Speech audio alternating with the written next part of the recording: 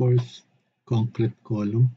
So this is our next topic in continuation sa ating subject na principles of reinforced concrete. Okay. So let us first define what is a column. Okay. A column is a vertical structural element which is subjected to actual compressive force with or without bending moment. So by the principle of load transfer, so yung load na kine-carry ng ating beam or flexural member ay ipapasa niya sa ating poste or column. So ang column is or tinatawag din na compressive or compression member dahil yung reaction na na-induce or na paproduce ng ating biga or beam ay natatransfer papunta sa ating poste. Okay? So, yung reaction na napupunta sa ating poste ay somehow or most of the time is a compression force, but sometimes dahil hindi naman center to center yung na-apply yung reaction, nakakapagkaroon tayo ng eccentricity or distance from the center of gravity, okay, na nakapag-produce ng bending moments. So kaya dito na-define na subjected siya sa actual compressive force with or without bending moments. Okay, so along the way is ma-define natin kung paano ba natin masasolve if subjected ba siya sa bending or hindi. Okay, but let us first define or identify the different types of column. First, based on their forms and types of reinforcement, based on the position of the load in the cross-section, and lastly, based on the length of the column in relation to its lateral dimensions. Okay, first, unahin natin yung base or based on forms and type of reinforcement. Okay. So first, meron tayong plain concrete pedestal. So, masasabi natin na pedestal ito if yung kanyang height is less than or equal to the 3 times of its depth or yung kanyang dimension. Okay? So sa other references, yung pedestal ay hindi na kinakailangan ng reinforcement dahil kaya na ng kanyang compression capacity or yung 0.85 F prime C yung load. Okay? So pedestal, so as seen on this picture, is a type of precast pedestal. Okay, na meron siyang anchor bolt na kung saan pinapatong or nalalapatan natin yan ng mga plates. Okay, para connection ng concrete at saka steel. Anyway, base sa ating forma, konti lang yung formworks na gagamitin natin, and when it comes to its reinforcement, sabi ko nga, ay yung ibang mga based on other computation, hindi na kinakailangan ng mga reinforcement. Pero for economical and design-wise, so kahit minimum lang na reinforcement is nilalagyan dapat natin siya. Next, tied column. So tied column or other term as square column. So aside sa pagiging square, so pwede din natin pwede rin tayo makapag-produce ng tied column na rectangular in shape. Okay? Based on forms and reinforcement, okay? So since most common shape of column is a square, so yung formworks natin can be reused multiple times bago natin siya palitan. Okay, when it comes to kanyang reinforcement, so kung ano yung shape ng ating section, is ganun din yung shape ng ating reinforcements or pwesto ng ating mga reinforcements. Next, spiral columns. Spiral columns or circular yung cross-section ng ating poste. Okay, so intended siya or subjected siya sa circular hoops. Pag sinabi natin circular hoops is katulad dito sa picture. Okay, and kapag naman sinabi natin na spiral ties is parang yung picture niya is yung spring na binanat natin tapos nilapatan natin ng mga longitudinal reinforcement. So ganun yung spiral columns from that self-spring or parang ganon. Okay. Next, composite column. So pag sinabi natin composite, combination siya ng concrete and structural steel. Okay.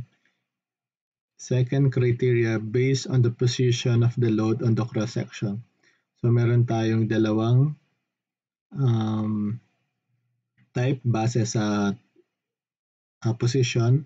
First, we have actually loaded column kung saan yung ating reaction from beam or ating loads is saktong-sakto siya sa center of gravity ng ating section. And second, eccentrically loaded columns, ibig sabihin meron tayong specific distance E, or E is defined as eccentricity na kung saan ito yung distance ng layo ng ating load papunta sa kanyang center of gravity. So yung eccentricity natin is nakapag-produce siya ng bending moment. So kaya nga rin sa pinaka main definition ng column is subjected siya sa compressive force with or without bending moments. Okay. Due to the eccentricity on the section. Next, based on the length of the column in relation to its lateral dimension. So meron tayong dalawang criteria base dito sa subtopic na to. First, meron tayong short column at saka long column. Okay? So, syempre kapag lumalaki or tumataas na yung ating poste without a support, yung tendency nun is magbabakal siya or magbe-bend. Katulad ng nasa picture. So, sa short column naman, most of its failure coming from crushing failure or yielding pressure. Whereas sa column failure naman or long column, yung kanyang failure can cause due to buckling failure or pag-bend. Okay? So those are the types of column base sa ating mga sub-criterias. Okay, part A, short columns. So, sabi nga natin kanina na subjected sa compression force yung ating section or yung ating column. Yung primary load na makocompute natin is yung kanyang load capacity or PN or yung ating concentrated load. Okay? So, for nominal load capacity, we have 0.85 F prime C AG minus AST plus FYIST. Okay? So, yung F prime C natin is the compressive force or specified compressive strength. AG naman is the area gross and AST is the area of steel reinforcement, whereas yung FY natin ay yield strength. Okay? So, nabanggit ko din kanina na subjected din sa eccentricity yung ating column. Pero to anticipate the effect of eccentricity, nagmumultiply tayo ng other factors sa tide column at saka sa spiral column, yun nga, to anticipate the effect of eccentricity. Pera pa doon sa minumultiply natin na reduction factor para sa kanyang ultimate capacity, which is defined on this next equation.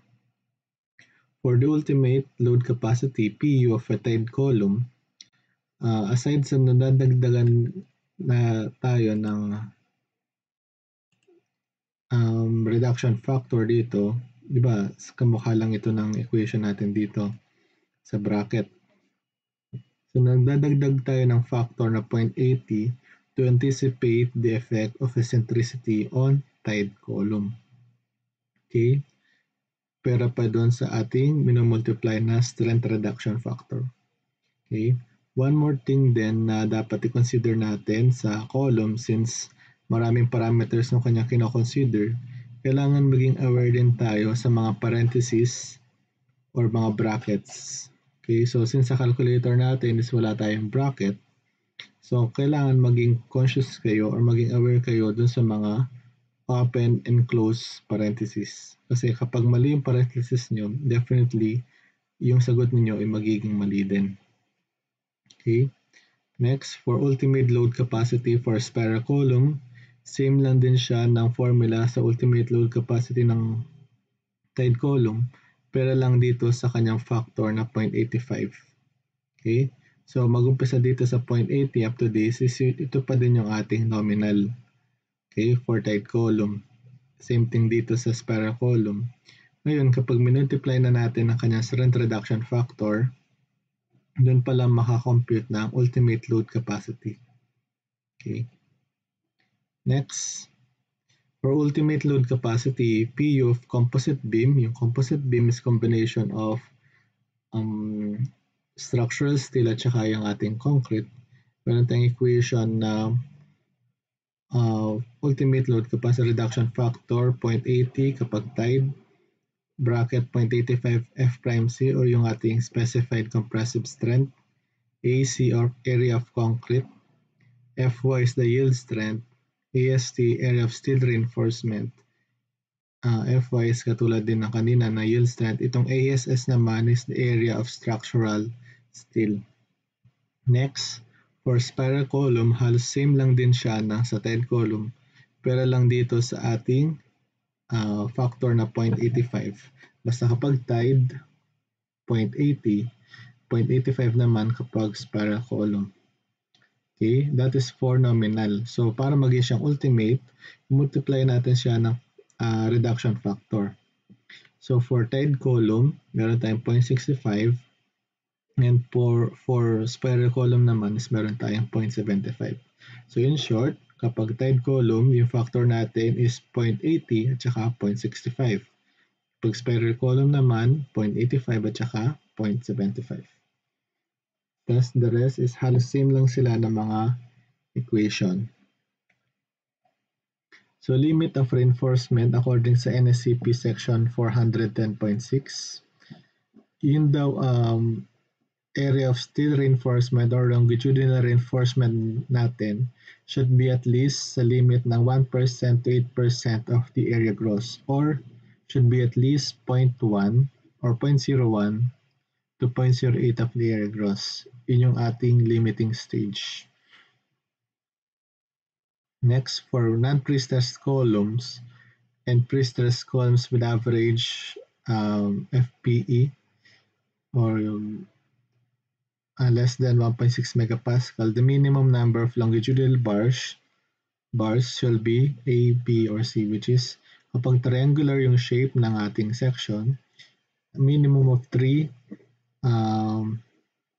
reinforcements. 4 naman kapag rectangular tsaka circular ties.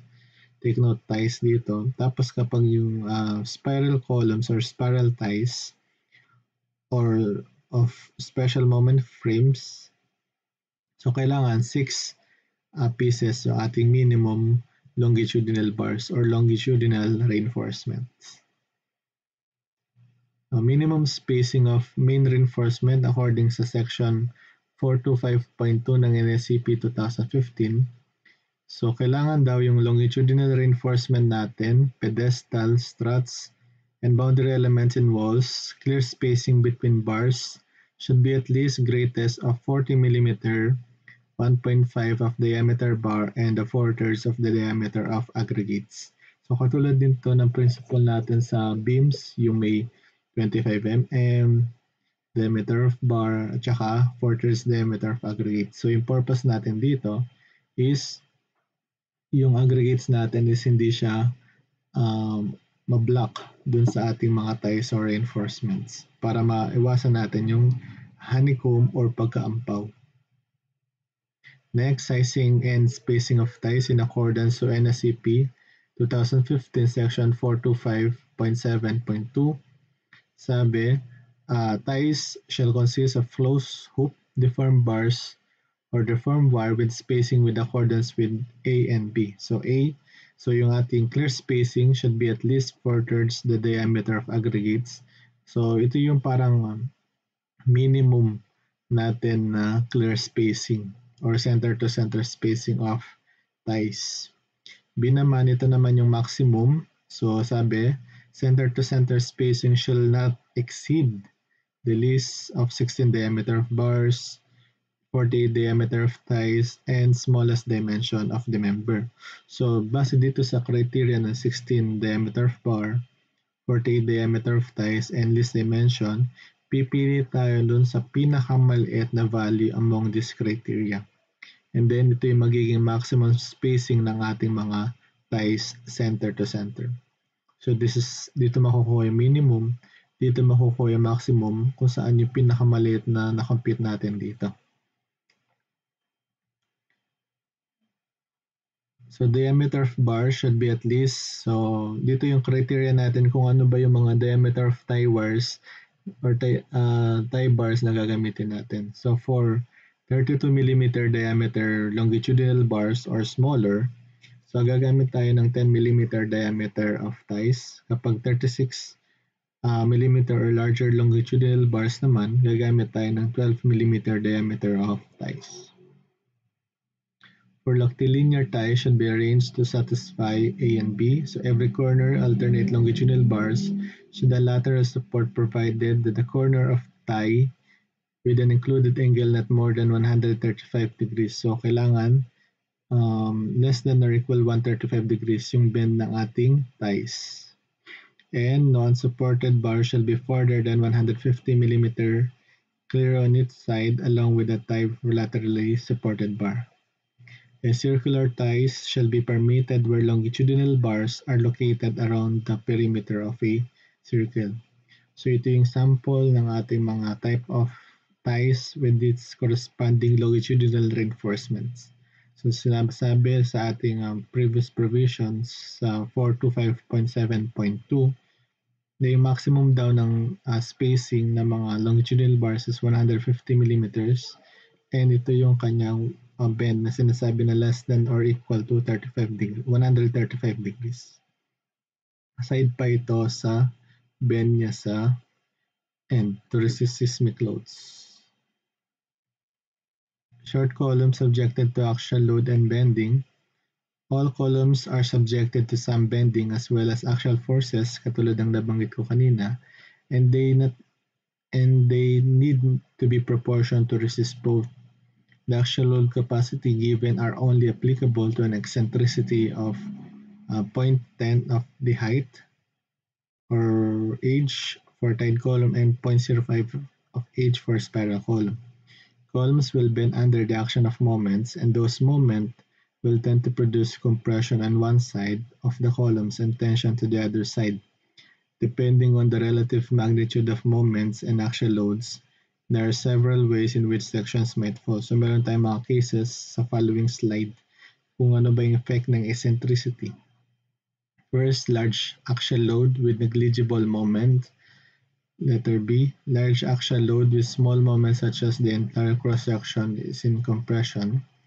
Eccentricity larger than in case B, such as tensions begin to develop on one side of the column. So meron yung mga definition base sa kanyang mga positions or eccentricity.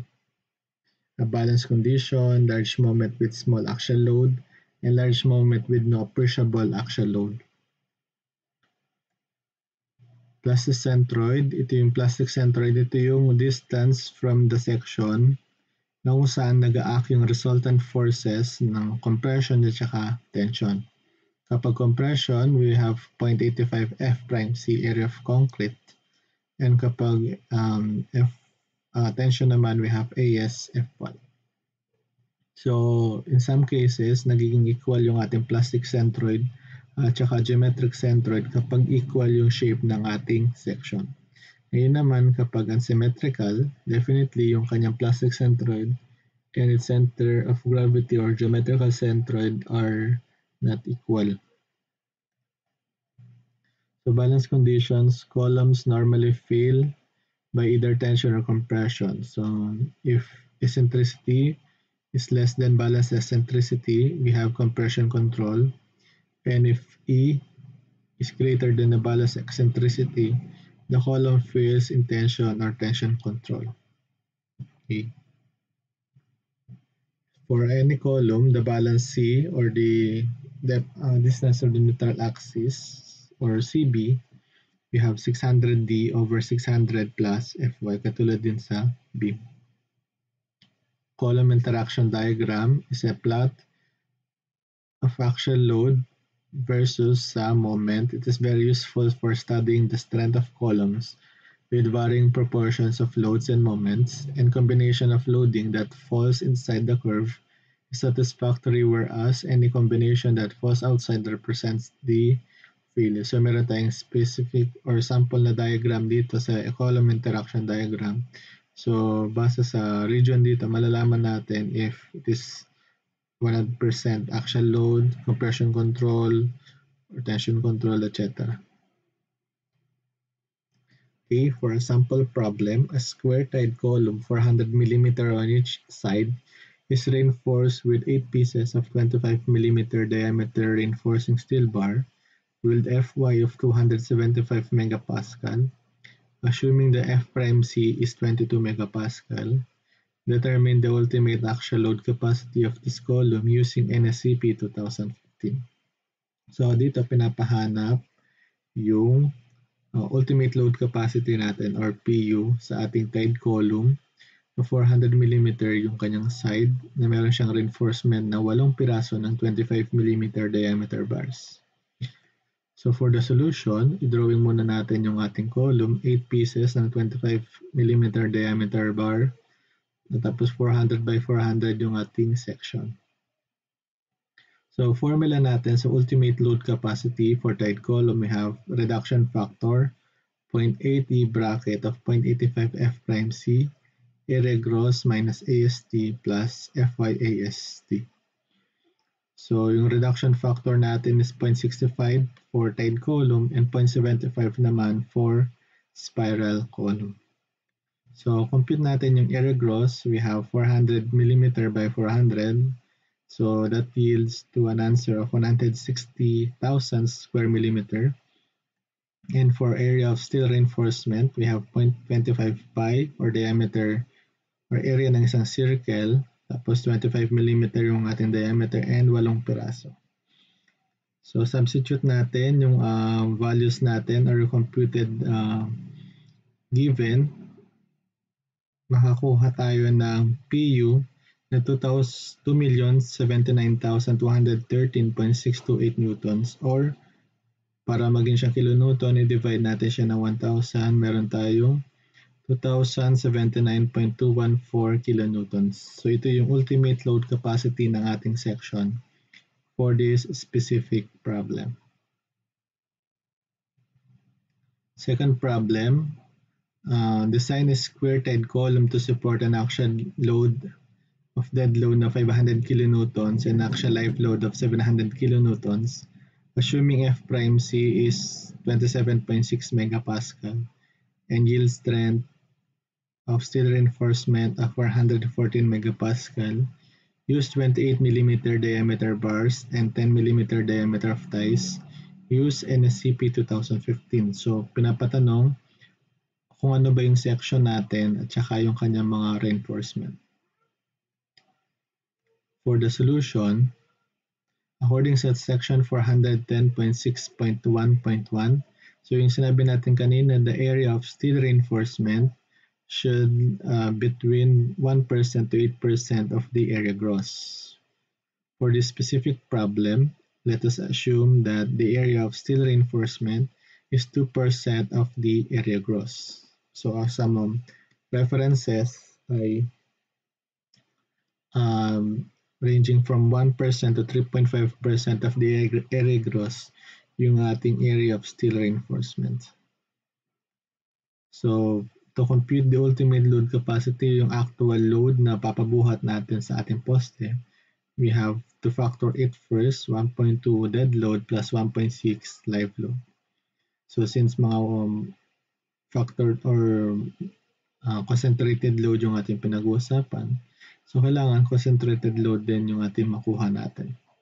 So kapag sinubstitute natin yung service live load at saka dead load, or 1.2 times 500 plus 1.6 of 700, makakukuha tayo ng 1,720 kilonewtons.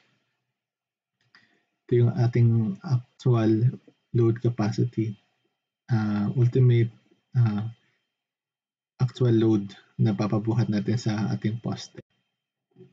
So to compute the section, gamitin natin equation ng ultimate load capacity for tied column reduction factor 0.80 bracket 0.85 F prime C open parenthesis AG minus AST close parenthesis plus FY AST close bracket. So for other reduction factor is 0.65 for tide column and 0.75 for spiral column. So since tide column tayo, yung gagamitin natin na reduction factor is 0.65. So since nag-assume tayo ng AST is 0.02 error gross, substitute natin yung ating assumption dito sa ating ultimate load capacity katuwang yung mga ibang mga given.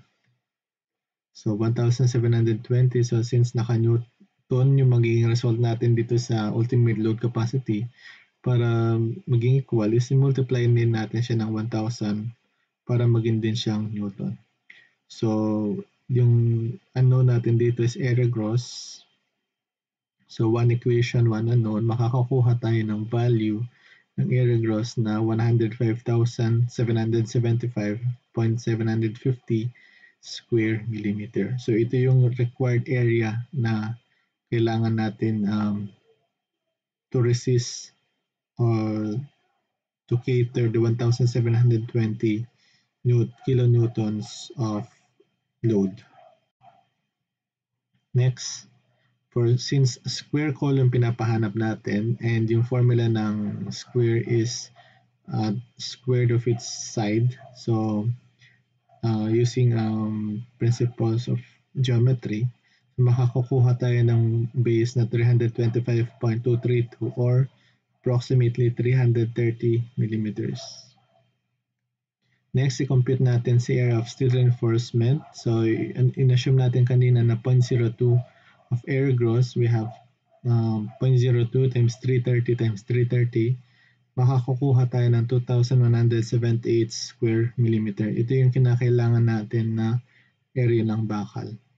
Ngayon, para malaman natin yung kung ilang pirasong bakal yung gagamitin natin, so since pinapagamit tayo ng 28 mm diameter of bars, so divide natin yung ating required area sa kanyang per piece, makakakuha tayo ng 3.53 pieces or 4 pieces of 28 mm diameter of reinforcing steel bars.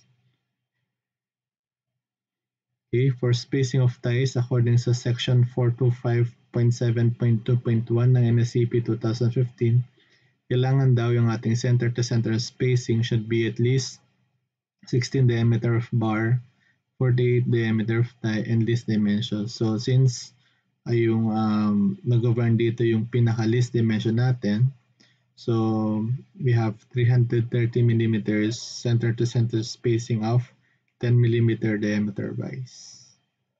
To summarize, provide 4 pieces of 28 millimeter diameter bars with 10 millimeter diameter ties spaced at 330 millimeter on center. Okay. Last problem. To comply with the architectural requirements, a column in a non-sway frame is a T-section as shown. Neglect the concrete area displaced by steel.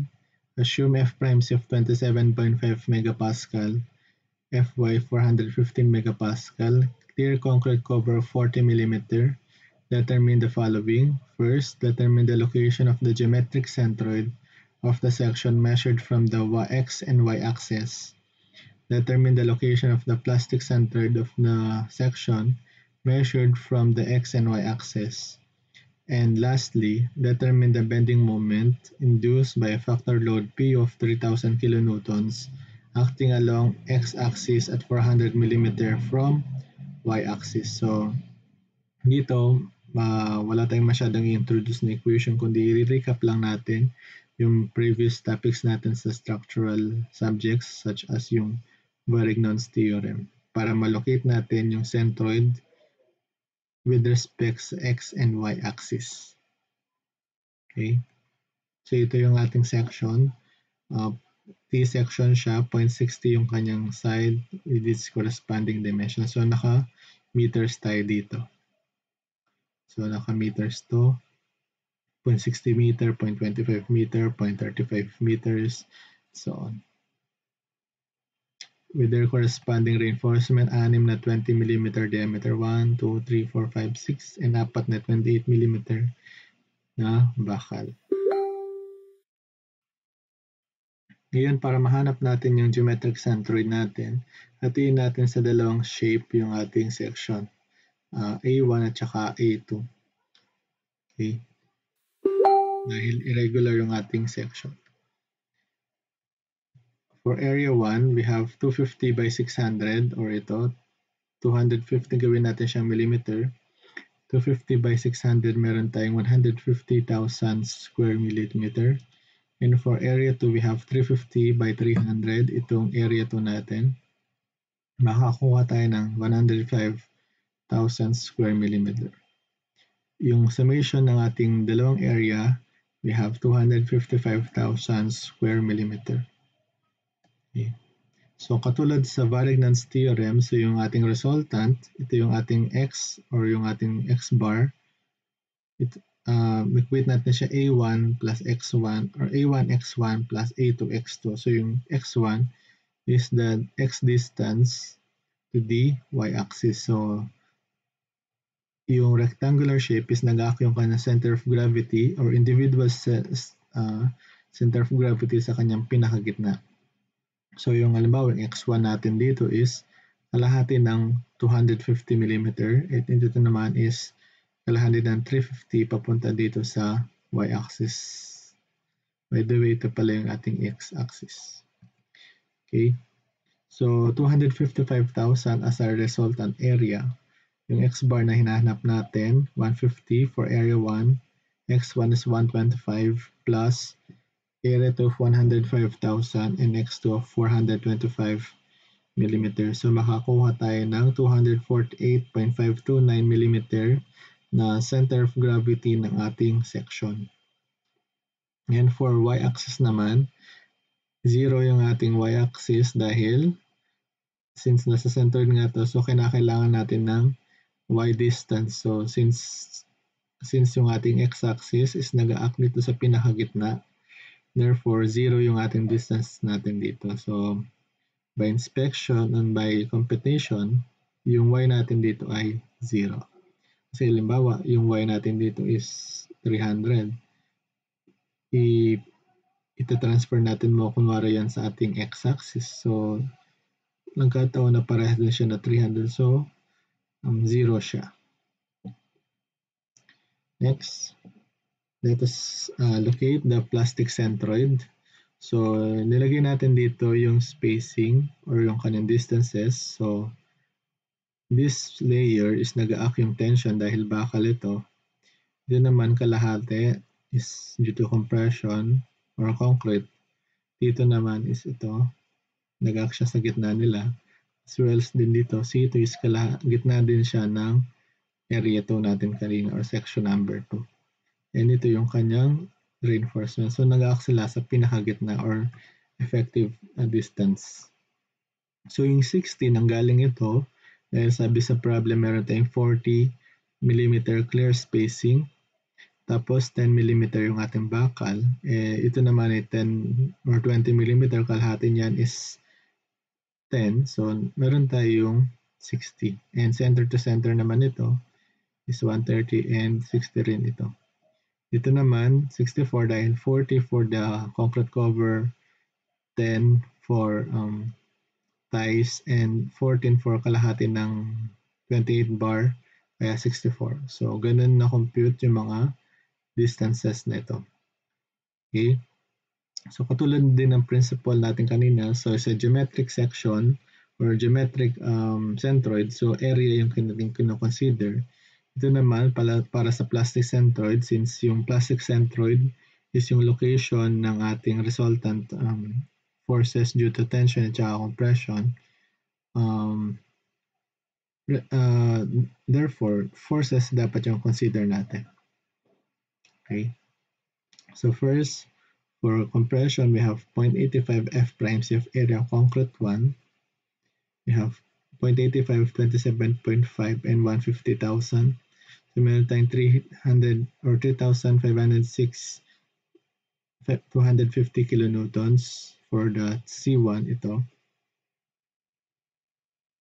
Yung center J is kalahati ng section natin dito, papunta dito sa Y. And for C2 naman, 0.85 F prime C of area concrete 2, we have 0.85 27.5 times 105,000 or 350 by yung na-compute natin na kanina. So C2 natin is 2,454.375 kilonewtons. For tension naman, we have Fs AS1. AS1 means lahat ng reinforcement na dadaanan dito sa ating T1. So, 4 siya. Yung 20 mm diameter dito, 2. Ito naman ay 4. So, first, 415 dahil Fs is equals to Fy. 0.25, 20 mm diameter, tapos 4 na piraso yung consider natin dito. So, T1 natin is 521.504 kilonewtons. For T2 naman, Fs is AS2 dito. So, dalawang main bar yung ating madadatnan. So, 415 times 0.25 pi of 20 squared times 2. Meron tayong value na 260.752 kilonewtons.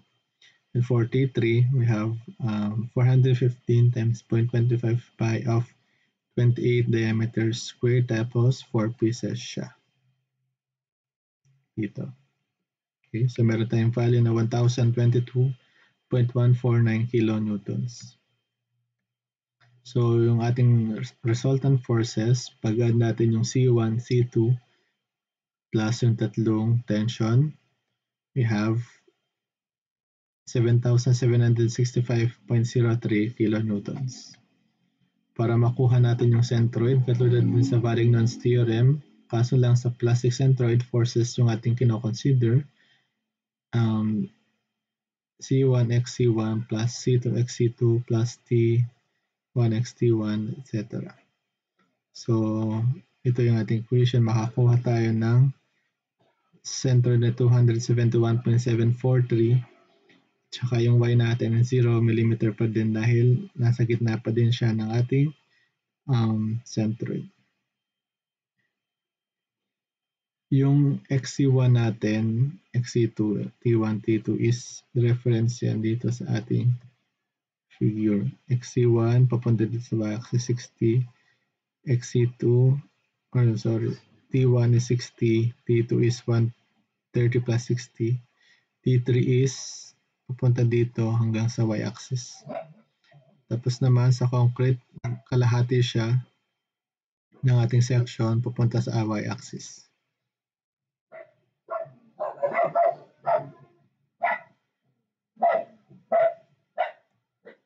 So last, for moment induced by the 3,000 kilonewtons from 400 mm sa y-axis. So yung ating plastic centroid na nakuha na 271.743 kanina.